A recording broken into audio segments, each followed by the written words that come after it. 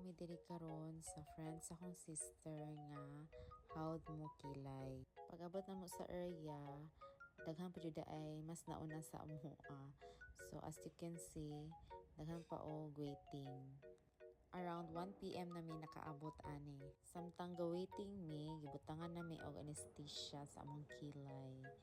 Excited na ko kung unsay resulta ani akong kilay kay virgin pa jud ni siya. Kani akong manghod, nakakilay na siya daan, bali retouch na lang na iyang himuon karon. Dali na lang na mahuman iyaha. Actually, dugay na jud ko gusto magpakilay. Kay kana ganing mulakaw ko, dugay kay ko mahuman. Kay tungod sa kuang kilay, dugay kaayo ma-form. Maayo man ning naka-form na daan kay ditso na lang talakaw, lipstick na lang atong problemahon para ang maghulat dili na masigigyaw-yaw kay dugay kay tanahuman tungod ani atong kilay. Maunang nag-decide na lang jud ko nga magpakilay. Dili pud ka magmahay sa result kay perting nindota.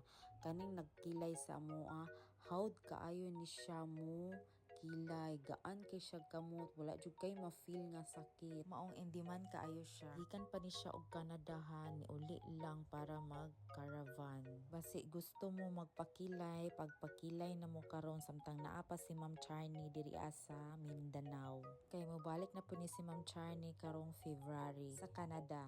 Thank you Ma'am Charney sa kuang nindot nga kilay. Satisfied kaayo ko sa resulta kay nigwapag sa mot akong kilay. Di na jud ko magdali-dali og lakaw kay naka-form na daan akong kilay. Og diri na lang taman. Salamat sa pagtan-aw. God bless all.